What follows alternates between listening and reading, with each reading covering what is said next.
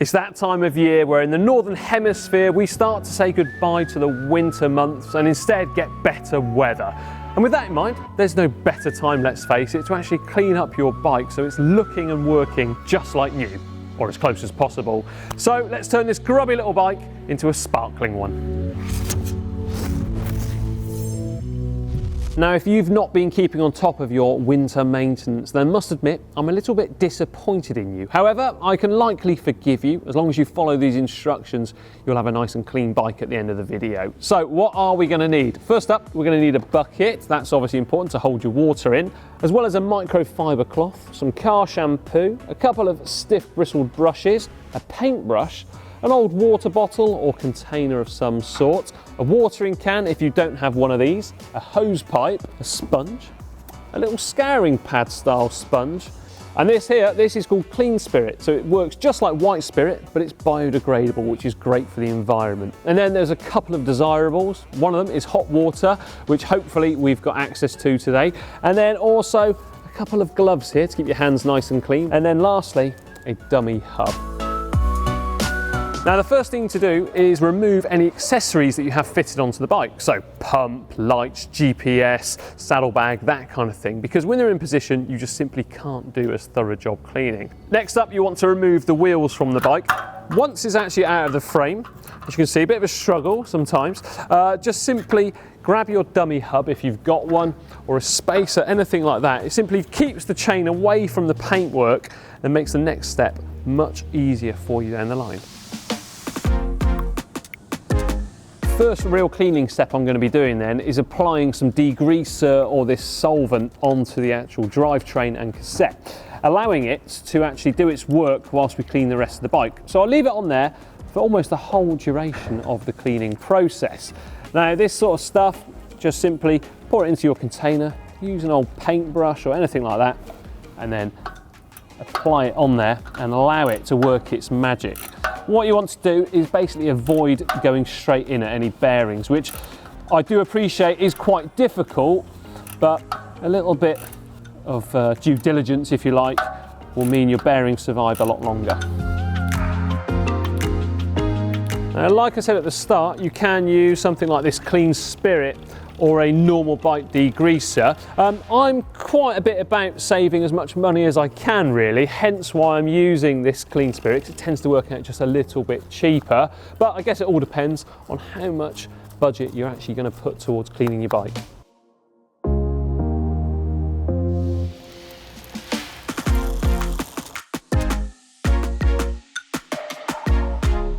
Next step is where you want to wash off as much road debris or grime as possible. This is where a hose pipe really comes into its own, but I do appreciate that not everybody out there has one. So alternatively, you could use a watering can and simply pour it onto the bike. Now, it doesn't do as great a job as a hose pipe, but it does do the job still. The reason you don't want to go at it straight away with a sponge or a brush or anything like that is because you could risk damaging your paintwork. At the same time as well, you want to try and avoid getting it onto the actual parts where you've just applied that degreaser or solvent, because you want it to still be doing its magic.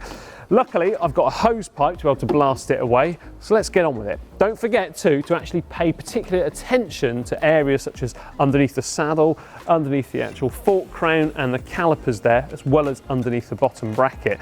These are areas which people always tend to forget about.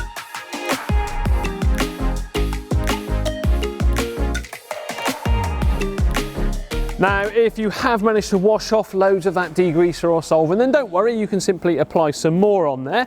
I guess it depends on the quality of your hose pipe or the water pressure wherever you live.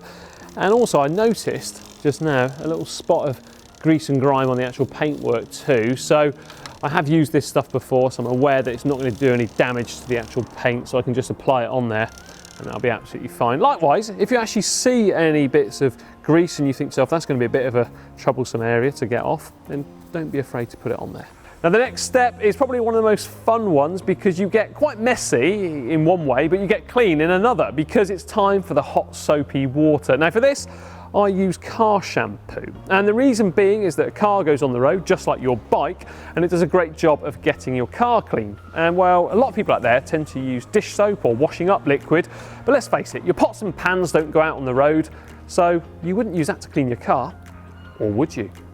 Just like the first step when you rinse off the frame with a hose pipe or the watering can, don't forget about those areas like in between the brake calipers, brake pads, as well as the all-important under the bottom bracket.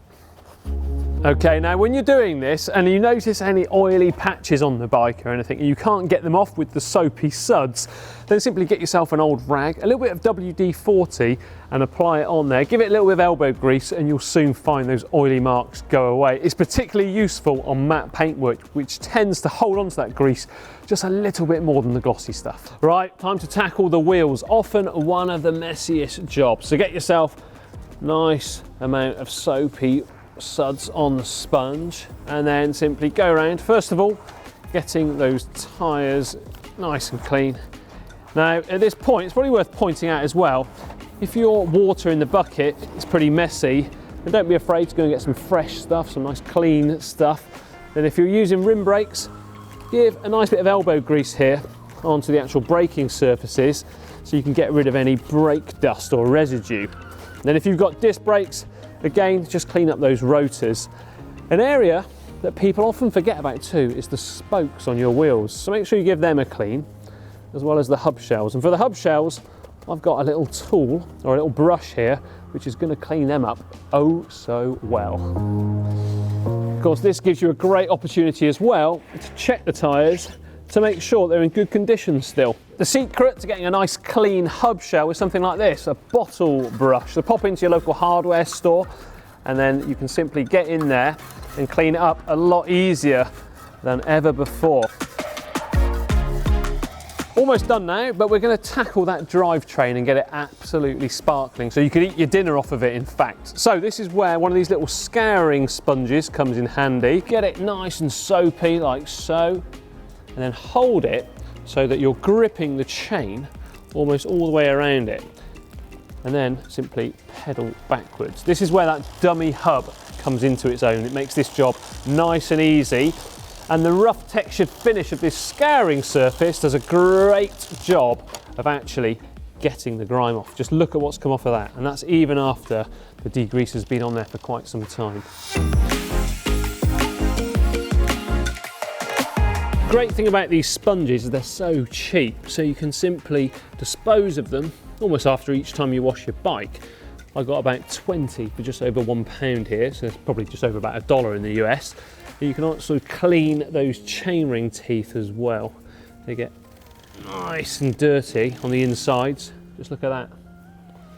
Yep, it's almost invisible from the drive side, so if you're looking to get super nice in the bike vault, well, that's why we would shoot it from this side, get nice and clean. If you're still seeking ultimate cleanliness, then get yourself a really stiff bristle brush like this. Give it some foamy water, nice soapy water there. Of course, the level of cleanliness, well, that will depend on how much time, effort, and importantly, elbow grease you're prepared to put into it. Personally, I love a nice sparkling chain. And the last bit with the drivetrain is to get yourself the same brush or maybe a nail brush, something like that, some water, try and get it as soapy as possible, and then work it on the cassette like so. So you're using the free hub body to your benefit. It doesn't spin backwards. It spins backwards in turn, then you clean, rotate it a little bit, and just simply keep repeating that process. Of course, if it's really mucky, you might want to take the cassette off and actually clean each individual sprocket, something which I will quite enjoy doing actually. I like to have them, like I already said, sparkling. Finally, we will rinse off all of those soap suds and any remains of degreaser, and luckily we've got a hose pipe for this one.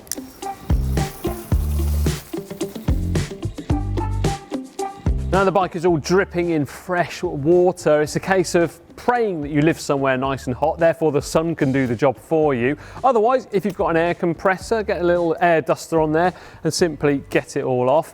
But like most of us have to put up with is some of these, some microfiber cloths or even an old towel or two. Simply go over the bike and absorb as much moisture off of it as possible.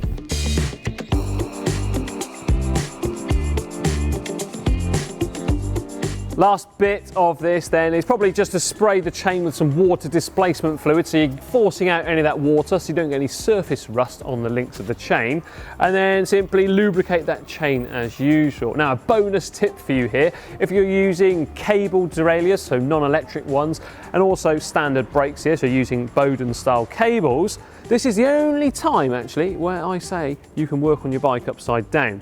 So with it upside down, you simply get a little bit of lubricant here and apply it onto the inner brake cable and allow it to just drop down and work its way into that outer brake cable. Meaning you're still going to get some nice smooth braking there, because you may well have washed out some of the current grease or lubricant that's on those cables, and well, gravity will do its thing there. Obviously I'm not going to put this down on the floor because I've got a pretty wet floor, but that's a bonus tip anyway. Right, I hope you've enjoyed this and your bike's going to be looking oh so pretty. In a minute actually, I will go and actually apply some matte polish on this frame. Normal polish you can't use, and to find out why, there's a link to a video on screen right now. Now, also remember to like and share this video with your friends, and don't forget to give it a big thumbs up, and also check out the GCN shop at shop.globalcyclingnetwork.com. And well, go on, go and give that bike a polish or a shine at least. Click just here.